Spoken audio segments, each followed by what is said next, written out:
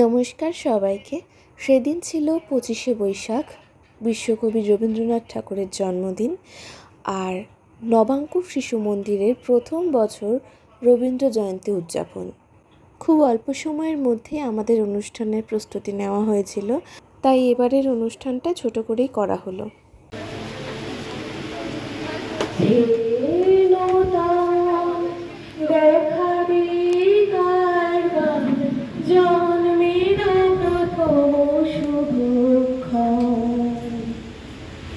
চিরনূতনের দিনদা 25শে বৈশাখ। আজ বাঙালির সেই স্মরণীয় দিন, এক আবেগঘন পূর্ণ দিন 25শে বৈশাখ। 1268 বঙ্গাব্দের 25শে বৈশাখ কলকাতার জোড়াসাঁকোর ঠাকুর পরিবারে জন্মগ্রহণ করেন কবিগুরু রবীন্দ্রনাথ ঠাকুর। আজ 164তম জন্মবার্ষিকীতে কবিকে জানাই আমার সশ্রদ্ধ প্রণাম। তিনি তার সমগ্র জীবন দশায় আবেগে, মননে, অনুভাবনায়, চিন্তায়, সৃষ্টিশীল কার্যক্রমে বাঙালি জাতিকে সমৃদ্ধ করে গেছেন। তিনি আমাদের কাছে ব্যক্তিগত মাত্র নন, সমগ্র জীবনের আধার। একটি সমুদ্রকে যেমন কোনো পাত্রে ধারণ করা যায় না, আকাশকেও যেমন মুঠিতে ধরা সম্ভব নয়, ঠিক সেভাবেই রবীন্দ্র প্রতিভাকে কোনো সভায় উপস্থিত করা অসম্ভব। তিনি একাধারে ছিলেন প্রতিভাবান কবি, সাহিত্যিক, ঔপন্যাসিক, চিত্রশিল্পী, ছোট গল্পকার, প্রাবন্ধিক ও নাট্যকার, সবেতেই তিনি ছিলেন শ্রেষ্ঠ। গীতাঞ্জলি কাব্যগ্রন্থটি তার বিপুল সম্ভারের কণিকা মাত্র। এই কাব্যগ্রন্থই বাঙালির ঘরে বয়ে এনেছিল বিশ্বজয়ের বড়মাল্য। নবযুগে বাঙালির সঙ্গীত তারই দান। বলা বাহুল্য, 25শে বৈশাখ শুধুমাত্র তার জন্মদিনের ধারাকে বহন করে কেবল কবিকে স্মরণ করে না, আমাদের চেতনাকে জাগ্রত করে, মানুষকে বিশ্ববোধে অনুপ্রাণিত করে। নমস্কার, আমি শ্রেষ্ঠা কর, আজকে এই অনুষ্ঠানের সঞ্চালিকা। আমরা ইতিমধ্যে আমাদের অনুষ্ঠান শুরু করে দিয়েছি। এখন বিদ্যালয়ের শিক্ষক শিক্ষিকা এবং ছাত্রছাত্রীরা পুষ্পাঞ্জলি দেবেন কবিগুরুর চরণে।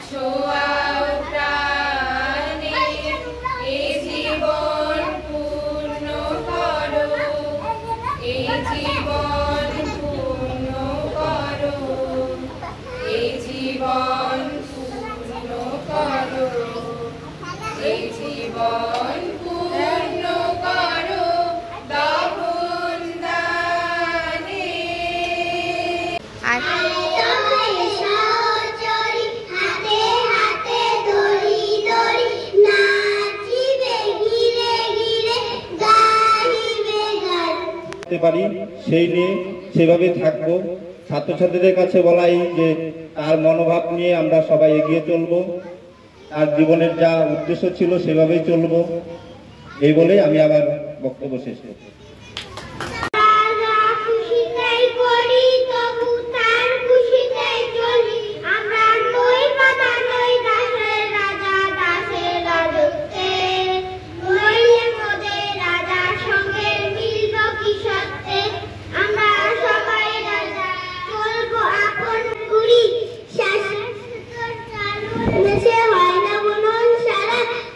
ছিল যার ধরবে জালে হাজার কোটি তারা।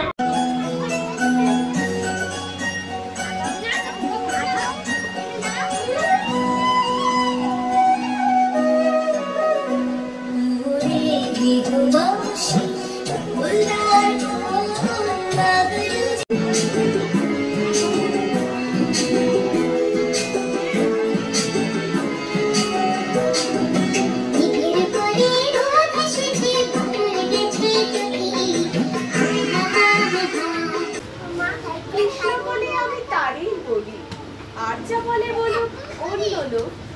দেখেছিলে ময়না পাড়ার মাঠে কালো মেঘ, কালো হরিণ চোখ, মাথার পরে দেয়নি তুলে বাস, লজ্জা পাবার পায়নি অবকাশ।